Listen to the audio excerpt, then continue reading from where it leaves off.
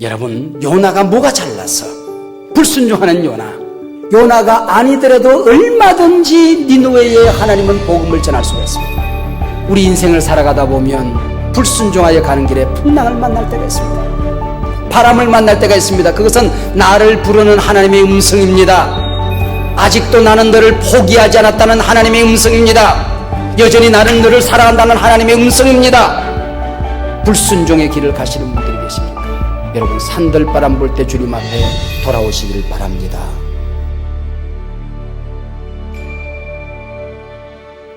여호와의 말씀이 아미떼의 아들 요나에게 임하니라. 여호와의 말씀이 임했습니다. 말씀이 요나를 불렀습니다.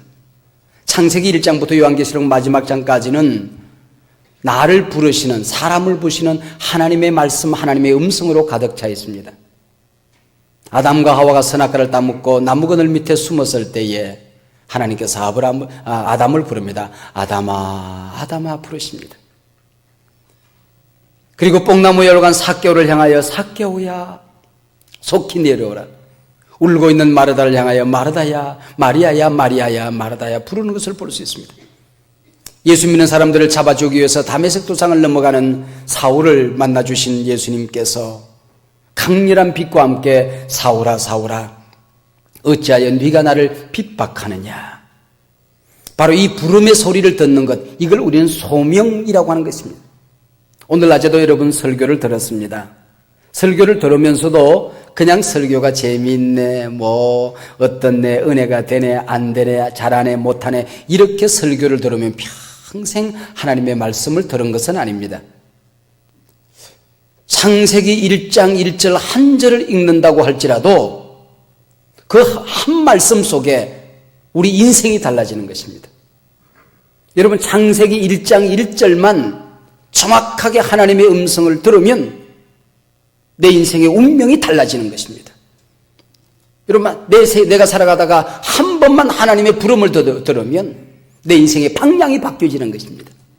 여호와의 말씀이 아미떼의 아들 요나에게 임하니라. 하나님의 말씀을 듣는 것, 하나님의 음성을 듣는 것, 하나님의 부름을 듣는 것, 이것은 우리는 소명이라고 하는 것이죠.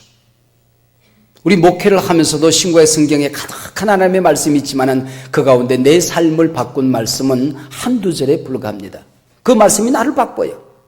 여러분, 하나님의 음성을 들으시기를 바랍니다. 정말 하나님의 음성, 이 소명 한 번 들으면 끝나는 거예요. 내 인생이 바뀌어지는 겁니다. 여호와의 말씀이 아미떼의 아들 요나에게 임하니라.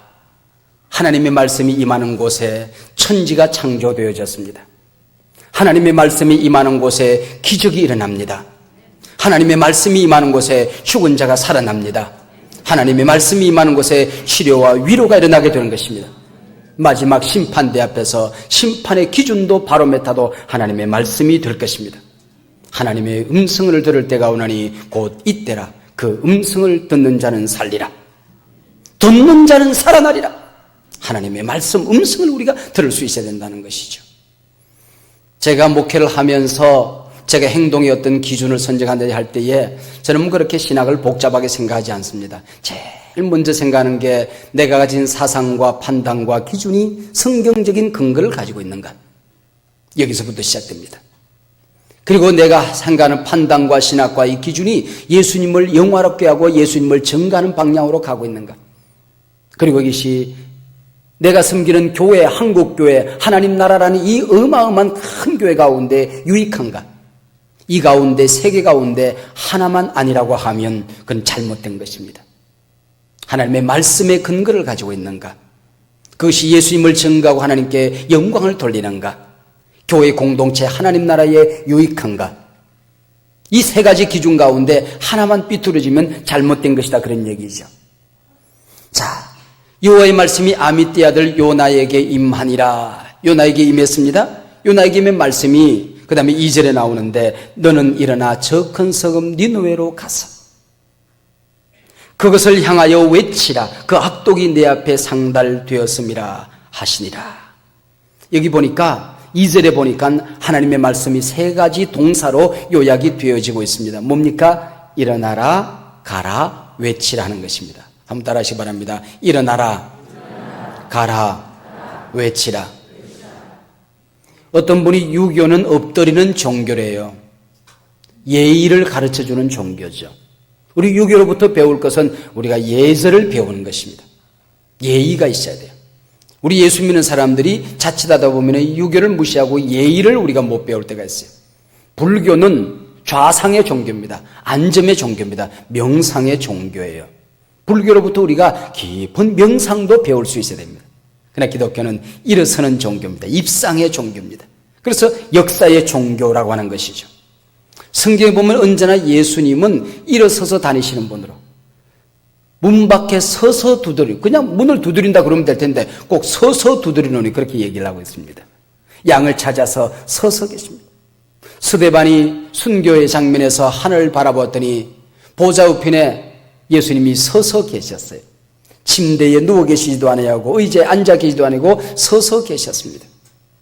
이 세상의 모든 사람들이 죽을 때만큼은 누워서 죽습니다. 근데 예수님은 서서 돌아가셨습니다. 이 세상의 모든 사람들이 죽어서만큼은 편안히 무덤 속에 누워서 쉽니다. 근데 예수님은 일어나셨습니다. 그만큼 기독교는 일어나는 종교입니다. 여러분, 우리가 믿는 기독교는 누워서 절망하는 종교가 아닙니다. 앉아서 구경하는 종교가 아닙니다. 방바닥에 뒹굴면서 엑스레이 사진 찍으면서 앞판 찍고 옆판 찍고 뒷판 찍고 뒹구는 종교가 아니라 그런 얘기죠. 절망의 종교가 아닙니다. 실패의 종교가 아닙니다. 이 기독교는 일어나는 종교입니다. 그래서 예수님을 잘 믿는 사람들은 되게 바빠요. 뭔가 바빠요. 여러분, 예수 믿는 사람들이 부지런히 월요일부터 그냥 일주일 내내 바쁘게 사는 것, 내가 잘못 사나 그렇게 생각하면 잘못 사는 겁니다. 바빠야 됩니다. 그게 정상이에요. 그래서 예수 믿는 사람들은 세 가지 뽀가 생긴다고 그러잖아요. 우선 바빠요. 그 다음에 기뻐요. 예수 믿는 사람들은 예수 믿고도 기쁘지 않은 것은 기적이지요. 기쁠 수밖에 없어요. 바쁘다 보니까 나이 먹을 시간이 없고 기쁘다 보니까 늙을 시간이 없어서 예뻐요. 그래서 예수 믿는 사람들은 바빠, 기뻐, 예뻐, 뽀가 생긴다고 그러잖아요. 우리가 예수 잘 믿는 사람은 좀 바쁘게 사는 게 정상적입니다.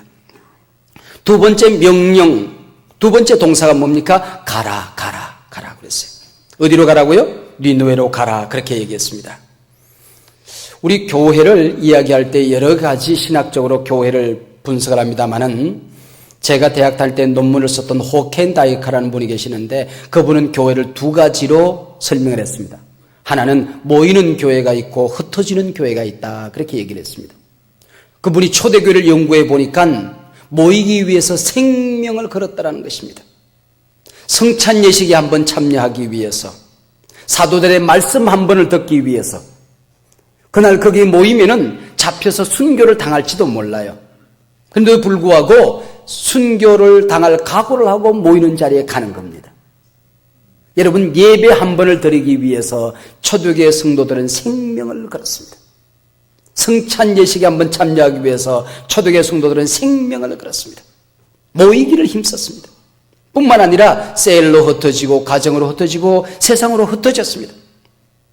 이 흩어지는 교회를 호켄다이크하는 사람은 The Church Inside Out이라고 얘기를 했어요. The Church Inside Out. 이걸 우리말로 연세대학교에 있는 어떤 목사님이 번역을 하면서 이계준 목사님이라고 제가 기억이 되어지는데, 그 흩어지는 교회, 그렇게 번역을 했어요. 또 처치 인사이드 아웃이란 말은 무슨 얘기냐면은 이게 안주머니가 바깥으로 뒤집어졌다는 얘기죠. 이게 교회라는 겁니다. 안감이 바깥감으로 뒤집어졌다는 거예요. 교회에 와서 찬양을 했으면 세상에 가서 찬양하는 삶을 사는 게 더 처치 인사이드 아웃입니다. 내가 교회에서 은혜를 받았으면 이 은혜 받은 것이 가정에 가서 나누어지는 것이 더 처치 인사이드 아웃입니다. 이게 흩어지는 종교라는 거죠. 그동안 한국교회가 예배당 안에서는 큰 영광을 받았어요. 한국교회처럼, 한국교회 목사님처럼 세계 어디에 가도 설교를 잘하는 목사님은 없어요. 이 예배가 얼마나 또 우리 한국교회는 모이기도 잘해요, 그동안. 요즘 모이기도 잘 못하지만 모이기는 참 잘했어요, 그동안. 찬양도 웅장합니다. 소리질러 기도도 잘합니다. 그런데 이 예배당 안에 있었던 이 영광이 예배당 벽을 뚫고 밖으로 나가는데 실패했다는 것이죠. 밖으로 나가지 못했어요. 내가 받은 은혜가 밖에 나누어지지 못했고, 가는데 실패한 거, 가는데 실패. 가라! 또 처치 인사이드 아웃 뒤집어지는데 우리가 실패했다고 하는 것이죠. 아프리카 밀림에 가면 집박이라는 풀벌레가 있다고 그래요. 이 집박이라는 풀벌레가 지나가는 사자를 붙들고 시비를 걸었어요. 사자 임금님, 임금님 목소리하고 내 목소리하고 누구 소리가 더 큰가 내기할까요? 가소로 와서 그 사자가 한번 울면은 밀림이 쩌렁쩌렁해지는데 삐릭삐릭하는 그 풀벌레 소리 가지고 찍찍거리는 소리 가지고 자기보다 목소리 누가 크게 하냐 그러니까 콧방귀도 안 뀌었죠. 하도 때를 쓰니까 그럼 한번 하자. 사자가 하니까 골짜기가 주렁주렁 울렸어요. 풀벌레도 삐릭삐릭삐릭하고 소리를 냈습니다. 찍찍거리고 소리를 냈어요. 그럼 누구 소리가 멀리 가고 누가 크게 들렸나 한번 해보기로 했습니다. 언덕 위에 올라가서는 사자 소리 들었냐고 잘 들었다고. 집박이 소리 들었냐고 잘 들었다고. 언덕 하나를 넘어가서 달려가는 토끼를 붙들고 사자 소리 들었냐고 그랬더니 글쎄 들린 것 같기도 하고 안 들린 것 같기도 하고. 풀벌레 소리, 집박이 소리 들었냐고 그랬더니 잘 들었다고. 골짜기 2개를 지나갔더니 사자 소리 들었냐고 다람쥐에게 물어봤더니 안 들었는데. 풀벌레, 집박이 소리 들었냐고 잘 금방 울지 않아요. 삑삑거리지 않았냐고 잘 들었다는 겁니다. 사자는 한 마리가 울부짖으면 다른 모든 짐승들이 샷다 마우스 입 꼭 다물고 있는 거예요. 근데 풀벌레 집박이는 한 마리가 울면 그 아프리카 밀림에는 모든 집박이들이 동시에 우는 겁니다. 그래서 나무 밑에 있는 집박이, 나무 위에 있는 집박이, 저 언덕에 있는 집박이, 골짜기에 있는 집박이, 언덕 너머에 있는 집박이, 또 언덕 너머에 있는 집박이, 또 저 너머에 있는 집박이. 그래서 온 풀벌레가 삑삑거리고 칙칙거리고 울기 시작하는 겁니다. 이게 흩어지는 교회입니다. 주일날 하나님의 말씀을 목사가 외치지만은 외친 말씀을 듣고 집박이처럼 밖에 가서 가정에 들어가서 회사에 가서 공장에 가서 시장에 가서 길거리 모퉁이에서 마을에서 은빛마을, 달빛마을, 백마마을, 후곡마을, 문촌마을, 저 무슨 마을에서 집박이처럼 울부짖어야 될 사람들은 여러분이라는 것이죠. 가는 겁니다. 기독교는 능동적인 종교입니다. 진취적인 종교입니다. 창조적인 종교입니다. 근데 어디로 가라고 그랬어요? 오늘 니느웨로 가라 그랬는데 니느웨를 꾸며주는 그 꾸민 말이 앞뒤에 나옵니다. 첫 번째는 저 큰 성읍 니느웨로 가라 그랬고요. 그 니느웨는 어떤 도시인가를 바로 3절 뒤에서 설명하는데 그 악독이 내 귀에 상달되었다 그렇게 얘기하고 있습니다. 그게 니느웨를 꾸며주는 단어입니다. 저 큰 성읍 니느웨 그 악독이 우리 귀에 닿았다. 이게 니느웨를 꾸며주는 앞뒤의 수식어입니다. 니느웨는 아수르의 수도입니다. 아수르는 당대의 세계를 정복하고 있던 초강대국입니다. 그러니 얼마나 그 수도가 컸겠습니까? 그리고 아수르는 얼마나 잔인한 족속이었습니까? 약탈을 한 이후에는 그냥 약탈만 하고 가는 것이 아니라 그 도시를 완전히 불살라버렸습니다. 우리가 약탈하는데 조금이라도 너희들이 거역하면은 이 도시는 완전히 사람까지 몽땅 불태워 주겠습니다. 그리고 만약에 젊은이들이 한글을 하면 젊은이들을 끌고 나가는데 젊은이들이 콧뚜레를 소처럼 콧뚜레를 꿰가지고 코를 쭉 연결해서 젊은이들을 끌고 가는 겁니다. 그 본날에 거역하는 젊은이들이 있으면 사막에 가서는 그냥 묻어놓고 콧구멍만 밖으로 내놓고 사막에 말려서 죽이는 겁니다. 얼마나 악독한 족속이었습니까? 그래서 요나가 다른 도성은 다 가겠습니다. 땅 끝까지 지구 끝까지라도 가겠습니다. 그러나 니느웨만큼은 갈 수가 없는 것입니다. 왜요? 니느웨는 구원받아야 될 도성이 아니라 망해도 싸다 그런 얘기죠. 니느웨에 가서 복음을 전해서 만약에 저들이 회개라도 한다면은 나는 무슨 꼴이 되냐는 것이죠.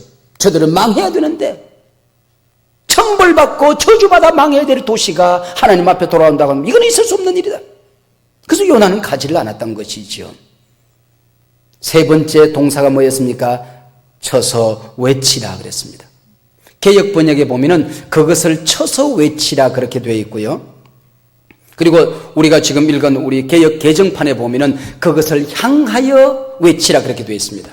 여기 향하여 쳐서 그런 얘기는 거슬러서 그런 얘기입니다. 거슬러서 역으로 그런 얘기죠.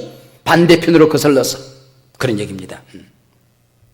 지금 이 악독을 거슬러서 잘못되었다는 것을 책망하라는 것입니다. 책망하라. 우리가 말씀을 전해 들을 때에 우리를 위로하는 말씀, 우리에게 희망을 주는 말씀, 내게 용기를 주는 말씀, 제사장적인 말씀이 있죠. 그것은 향하여 외치는 말씀은 아닙니다. 그것은 그냥 설교를 하는 것이고 하나님의 말씀을 증거하는 것이고 외치는 것이죠. 여기 그것을 향하여, 그것을 쳐서, 그것을 거슬러서 그 얘기는 책망하라는 것입니다. 영혼을 깨우라는 것입니다. 한국 교회가 참 설교를 잘 듣고 설교대로 살려고 몸부림을 하곤 합니다마는 언젠가부터 회개가 없는 구원, 책망이 없는 설교, 예언이 없는 위로, 여러분 이게 너무 많아도 이게 병든 겁니다. 아이들에게 어떨 때는 운동도 시키고 호되게 어떨 때는 그 훈련도 시키고 교육도 하고 운동도 시키고, 그리고 이제 계속 영양가 있는 것만 먹이고 나면은요 비만증에 걸리는 것입니다. 그러면 당뇨병, 단 것만 자꾸 먹이면 당뇨병에 걸리는 거죠. 비만에 걸리는 거죠. 한국교회 성도들이 좋은 훈련, 제자 훈련을 받습니다. 언제나 좋은 꼴을 먹습니다. 좋은 설교를 듣습니다. 위로의 설교, 희망의 설교, 꿈을 주는 설교, 교인들을 달래는 설교, 평안하다를 외치는 설교, 그것만 듣다 보니까 한국교회가 비만증에 걸리고 당뇨병에 걸려서 이제는 굳은 음식을 먹을 수가 없게 되는 것입니다. 자장가에 너무나도 익숙하여 잠자는 영혼을 깨우는 나팔 소리는 짜증스럽습니다. 책망하는 소리는 들을 수가 없습니다. 거슬러서 쳐서 외치는 설교, 제사장적인 설교는 익숙하지만은 예언자적인 설교에는 익숙하지가 않습니다. 왜 이래 이거 왜 두들겨 펴려고 그래 이거? 우리가 명태야 왜 이렇게 펴려고 그래? 안 들으려고 하는 거죠. 왜? 귀가 벌써 너무나도 단 것에 익숙해졌다는 것입니다. 그러면서 목사도 병들고 교회도 병들고 교인들도 병들고. 여러분 오늘 본문에서 요나에게 뭐라고 얘기하고 있습니까? 망한다. 그대로 살다가는 망한다. 죽는다. 그것을 향하여 그것을 쳐서 외치라고 얘기를 하고 있습니다. 요나에게 지금 니느웨로 가라고 하니까 다른 데는 다 가겠습니다. 그러나 니느웨는 못 가겠습니다. 그 얘기거든요. 네가 사랑할 사람이 참 많지만은 원수를 가서 먼저 사랑해라. 다른 사람은 다 온 인류를 사랑하겠습니다. 북한에 있는 동포도 사랑할 수 있습니다. 그러나 그 인간만은 안 됩니다. 이게 니느웨예요. 여러분 니느웨가 멀리 있는 게 아닙니다. 우리에게 니느웨가 있는 거예요. 나는 네 시간이 필요하다. 너 좀 나를 위해서 알파코스 이번에 좀 네 시간을 잘라서 일주일에 한나절 정도 도우미로 봉사해 줘야 되겠다. 아이고 하나님, 내가 얼마나 바쁜지 하나님 아시지 않습니까? 내가 회사에서 한나절만 비워보세요. 회사가 제대로 돌아가는 줄 아세요? 하나님은 뭘 내놓을 걸 내놓으라고 써야지. 다른 것은 다 내놓을 수 있지만 시간만큼은 안 됩니다. 그게 니느웨예요. 얘야, 나는 네가 써야 될 물질 내가 먼저 좀 써야 되겠다. 하나님, 이거 가지고 내가 뭐 하려고 하는지 아세요? 투자할 거예요. 하나님, 내가 안 한다는 얘기 아니에요. 투자해가지고 한 200% 정도 남으면은 한 10% 정도 하나님께 내려고 그래요. 그렇잖아도. 그러나 지금은 낼 때가 아닙니다. 내가 좀 투자 좀 하고 내겠습니다. 그게 니느웨예요. 니느웨. 누구에게는 니느웨가 있는 겁니다. 이번에 VIP 때 네가 전도 한번 해봐야 되겠다. 네가 한번 눈 감고 전도할 사람 찾아봐라. 아이고 하나님, 난 전도할 만큼 했어요. 내가 예수 믿은 지가 30년입니다. 내가 손 뻗어서 만나는 사람 가운데 예수 믿는 사람 있으면 한번 대보세요. 친정에 가나, 시댁에 가나, 공무원의 집에 가나, 언니 집에 가나, 동창자를 만나나, 누구를 만나, 월요일부터 저녁까지 내가 맨날 예수 믿는 사람만 만나는데 내가 누구에게 전도해요? 난 전도할 만큼 했시오. 이게 니느웨라는 겁니다. 니느웨. 다른 것은 다 하는데 요것만은 못하겠다는 겁니다. 그래서 그것을 표현하는 단어 하나로 오늘 성경 기자가 탁 끄집어내는데 3절 첫 말입니다. 그러나. 한번 따라하시기 바랍니다. 그러나. 이 그러나라고 하는 것은 역접이죠. 역접. 그러나 역접이라는 역접. 여러분들 역접이 뭔지 아시죠? 역접. 이 역접이라는 것은 앞에 나눈 내용을 순접이 있고 역접이 있잖아요. 그리고 그래서 그러므로 이건 순접이거든요. 그러나 이건 역접이거든. 앞에 나온 양을 확 뒤집어서 하는 얘기죠. 유영모 목사님 단에 서 있는 거 보면 사람이 냉정하고 차갑기 그지없는데 그러나 가까이서 가서 봤더니 아예 냉혈 동물이더라. 이런 말은 없잖아요. 그렇게 아니에요. 그러나 그럼 앞에서 냉정하고 차갑다. 그러나 그 얘기는 무슨 가까이 가서 봤더니 알부남이더라 그런 얘기죠. 알부남 알죠? 알고 보니 부드러운 남자. 냉정하고 차가운데 가까이 가서 봤더니 그러나 알부남이더라. 알고 보니 부드러운 남자더라. 이래야 이게 역접이 되는 말이 되는 겁니다. 그죠? 하나님께서 지금 요나에게 불러서 네가 일어나라. 가라. 외치라. 그러나 요나가 어떻게 했어요? 그것으로 안 갔다는 게 순종하지 않았다는 얘기죠. 그리고 지금 이 그러나는 조건부 순종입니다. 가기는 가겠습니다. 그러나 니누에만큼은 안 됩니다. 이게 조건부 순종이죠. 그래서 어떻게 하고 있습니까? 여호와의 얼굴을 피하려고 그리고 도망가요. 어디로 갑니까? 욥바로 내려갔더니 이 단어들이 참 이게 처절하게 이게 잘못된 단어들로 가득 차 있습니다. 여호와의 얼굴을 피하고 욥바로 내려가고 도망가고 여러분 그 도망가고 숨고 피하고 하는 게 요 재미가 있거든요. 이것도 상당히 스릴이 있습니다. 여러분 무궁화꽃이 피었습니다 할 때에 그 술래잡기 할 때도 숨어보세요. 다른 애들이 다 잡혔는데도 자기는 집대무위에서 다 숨어서 안 잡힐 때 오는 거 쾌감이 있는 거거든요.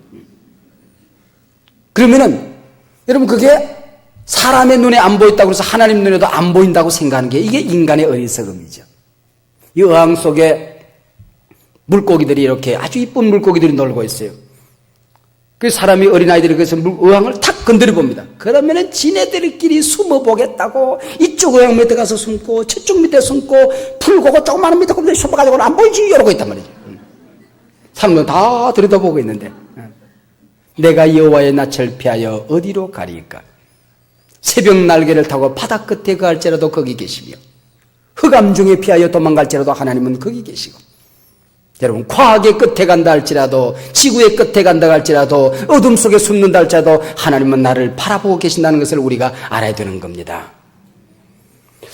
자, 여기 내려갔다 그래도 여기 내려갔다는 것은 지리적으로만 내려간 게 아닙니다. 영적으로 내려가는 길입니다. 그 길은 망하는 길이었습니다. 그래서 다시스로 가는 배싹을 주고 배에 탔습니다. 불순종하여 가는 길은 낭비한 길이었습니다. 배싹 낭비했지요.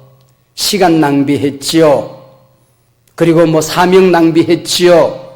건강 낭비하지요. 여러분 물고기 뱃속에 들어가서 3일 동안 있으면요 온몸이 다 녹아서 지금 뼈가 밖으로 드러날 지경이 되어서 모르긴 하지만은 소화 효소가 나와가지고는 몸이 지금 녹아서 들어가고 있는 그 처절한 고통, 그게 얼마나 비참했으면 2절에 가서 보면은 서울의 고통 가운데 이게 지옥이겠구나, 지옥은 이런 것이구나. 그래서 그는 요나는 물고기 뱃속에서 지옥을 지금 경험하고 있었다 그런 얘기죠. 도망가려고 했을 때에 도망왔으면은 여러분 생각해 보세요. 하나님께 불순종하여 도망갑니다.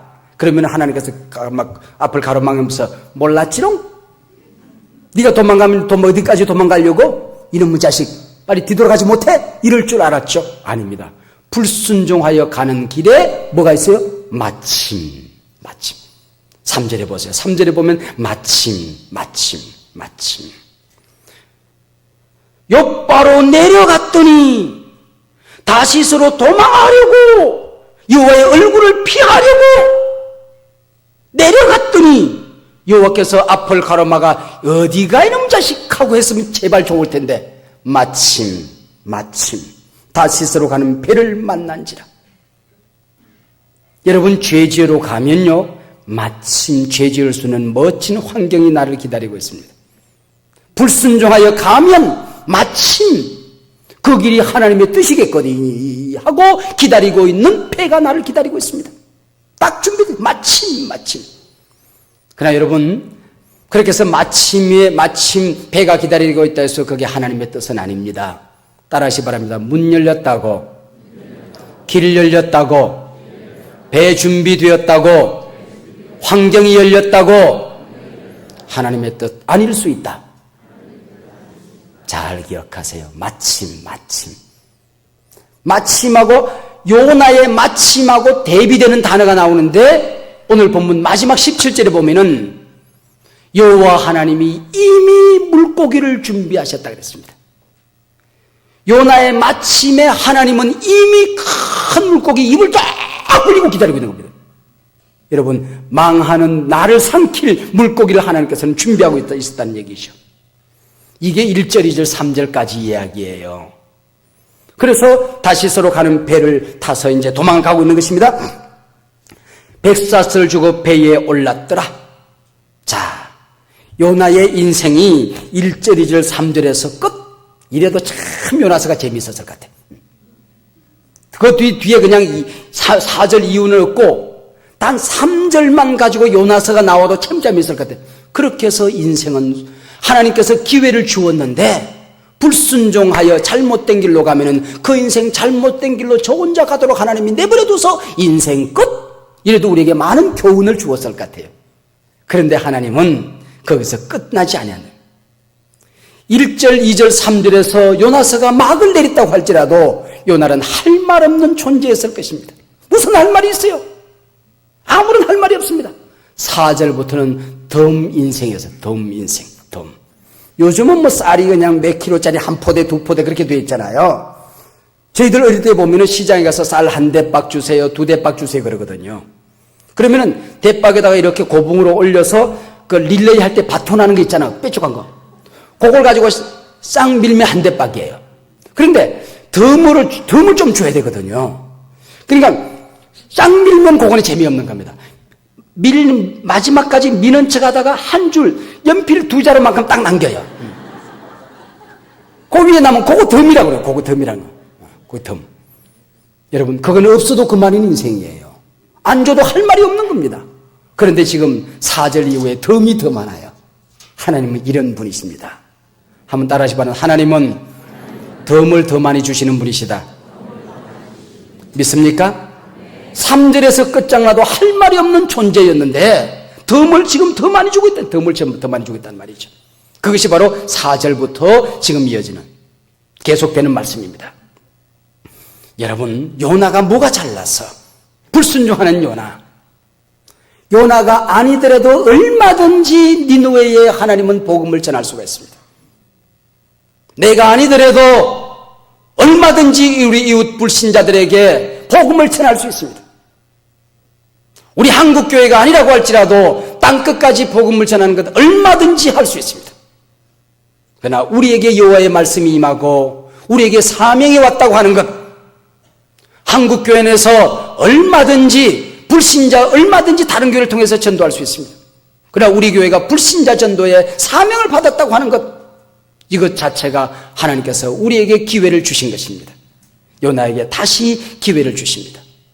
여러분 이웃들에게 복음을 전하는 것, 여러분 이게 얼마나 멋진 것이길래 다시 우리에게 기회를 주고 또 주고 또 주고 하나님께서 올 가을에도 또 이런 기회를 우리에게 주셨을까요? 우리가 하나님 앞에 서서 보면 가장 영광스러운 복이 불신자들에게 복음을 전한 것입니다. 여러분, 불신자들의 복음을 전하는 것은 한 사람에게 복음을 전하기 위해서 20명 정도의 사람이 20번 이상 그 사람에게 다가가야 된다는 거예요. 그만큼 많은 사람들이 그 사람에게 인사도 해주고 예수 믿는 사람이 친절도 베풀어주고 교회에 대한 소식도 전해주고 전도도 주고 알파 얘기도 하고 모시고도 오고 소그룹도 하고 그게 맛있는 것도 주고 커피 한 잔에 그 빵 무슨 빵? 크림빵, 슈크림빵? 키위도 주고 토마토도 주고, 그래서 손길이 계속해서 가면서 그 사람 한 사람을 구원하거든요. 그게 전도예요. 여러분, 내가 불신자에게 다가지 못한다고 하면 그에게 웃어주는 것도 전도다, 그런 얘기죠. 전도다. 이것은요 너무 좋은 것이에요. 천사는 알아요. 전도의 열매가 얼마나 멋지고 영광스러운 것인지 천사는 알거든요. 그래서 하나님께 가서, 하나님, 이 땅에 복음을 전하는데 우리가 가서 하면 안 될까요? 아니다. 그 상급은 너무나도 영광스럽고 아름다운 것이길래 소중한 내 자녀들에게 주고 싶은 게야. 전도의 면류관은 그 누구에게도 내가 빼앗기지 않고 구원받은 내 자녀들에게 이 면류관을 내가 주려고 준비했어. 그래서 천사가 전도를 하고 싶은데 전도를 못하는 거야. 그래서 천사가 너무너무 부러워서 불렀던 노래가 있습니다. 천국에서. 천사도 흠모하겠네. 불신자에게 복음을 전하는 거예요. 천사도 흠모하겠네. 할렐루야. 자, 요나에게 다시 기회를 주는데, 그러면 요나를 불러가지고는, 요나야, 좋은 말 할 때 너 이제 다시 순종해. 이러면 못 알아들을 것 같으니까 요나에게 깨닫도록 하기 위해서 바람을 일으키는 것입니다. 바람을 일으킴에 풍랑이 일어나고 대풍이 대작하고, 따라하시기 바랍니다. 풍랑도 사랑이다. 바람도 사랑이다. 여러분, 우리 인생을 살아가다 보면 불순종하여 가는 길에 풍랑을 만날 때가 있습니다. 바람을 만날 때가 있습니다. 그것은 나를 부르는 하나님의 음성입니다. 아직도 나는 너를 포기하지 않았다는 하나님의 음성입니다. 여전히 나는 너를 사랑한다는 하나님의 음성입니다. 풍랑도 사랑입니다. 하나님의 사랑입니다. 바람이 살랑살랑 보니까 이 바다에는 이제나 바람이 불곤 했지 뭐, 괜찮겠지 뭐. 좀 풍랑이 커지니까 바다가 흔들고 이럴 때도 있겠지 뭐. 그러나 풍랑이 커지면서 사태는 심각해지는 거예요. 하나님이 먹장구름. 여러분, 하나님 앞에서 산들바람 불 때 돌아오시길 바랍니다. 비 오는 날에 땅이 마를 때까지 맞고 세대 더 맞고 난 다음에 돌아오지 말고 산들바람 불 때 돌아오라, 그런 얘기예요. 하나님 앞에 헌신을 다짐해 놓고 하나님을 평생 사랑하고 변질된 마음으로 살아가지 않겠다 작정해 놓고, 하나님 이번 사태 나를 살려주시면 이 병든 자리에서, 이 가난의 자리에서, 6.25의 빗발치는 총탈에서 내 사랑한 자식이 방탕하고 내 사랑한 자식이 쓰러지고 넘어져 있을 때에 이번만 살려주시면, 이 문제만 해결해 주시면, 이 고난만 주님께서 해결해 주시면 내가 주님 앞에 헌신하겠습니다. 주님 사랑하겠습니다. 충성하겠습니다. 소원하고 다짐하고 충성을 맹세하고 서약해 놓고 불순종의 길을 가시는 분들이 계십니까? 여러분, 산들바람 불 때 주님 앞에 돌아오시길 바랍니다. 주님 앞에 돌아오시길 바랍니다. 근데 참 감사한 것은요, 4절 말씀에 보니까 그 바람이 그렇게 부는데 배가 박살이 났더라, 이렇게 안 돼 있어요. 4절에 뭐라고 돼 있어요? 배가 거의 깨어지게 된지라. 배가 거의 깨어지게 된지라. 그 험한 바람 가운데 배가 부셔지고 산산이 부셔지지 않았어요.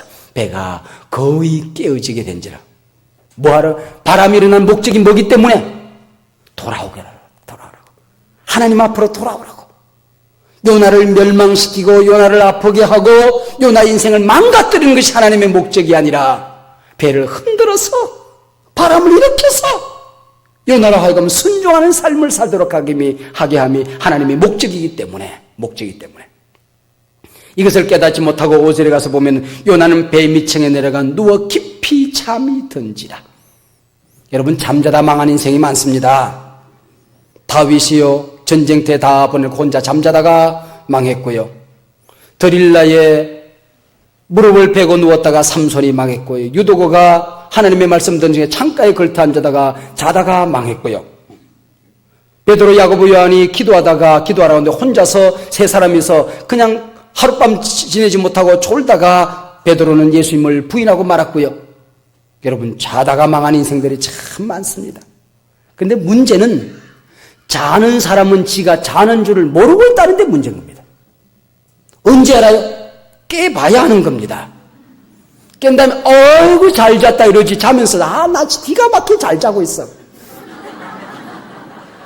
야, 나 잘 자네. 이런 사람 없잖아요. 잠든 사람은 지가 잠든 줄도 모르고 있는 겁니다. 죽은 사람은 지가 죽은 줄도 모르는 거예요. 이게 문제인 겁니다. 이게 문제인 거예요. 깨어봐야 내가 잤구나 이걸 아는 거죠. 깨어봐야. 여러분, 불순종하는데도 평안하십니까? 하나님 앞에 아무런 감격도 없이 살아갈 때도 여러분 태연하고 아무런 문제가 없습니까? 잠들어 있는 겁니다. 깨고 보면은 아찔할 겁니다. 여러분 깨시길 바랍니다. 그래서 선장이 뭐라고 합니까? 그에게로 돼 자는 자여 어찌함이뇨? 따라하세요. 자는 자여 어찌함이뇨? 자는 자여 어찌함이뇨? 너희 하나님께 구하라. 지금 선장, 여러분 설교는 누가 해야 됩니까? 요나가 설교하자 했어요. 요나가 지금 선지자잖아요. 설교의 사명이 있는 사람이 요나입니다. 근데 사명을 버리고 도망가니까 지가 설교를 듣고 자빠졌네. 이방인이 설교를 듣고 있어. 자는 자여 어찌미뇨? 한국 교회가 지금 세상으로부터 설교 듣고 있지 않습니까? 세상을 깨우지 못하니까 세상으로부터 설교 듣고 있지 않습니까? 그래서 본문의 요나는 요놈의 내 이야기다 그래. 요놈의 내 이야기다. 남의 얘기가 내 얘기. 자는 자여 어찌하면요. 깨어나야 되는 겁니다. 여러분, 우리가 이런 어떤 우리 교회 안에 큰 비전의 물길에 흘러갈 때 다시 한번 우리를 돌이켜볼 수 있는 요나서를 통하여 다시 한번 우리 자신을 들여다보이는 기회가 되었으면 좋겠습니다.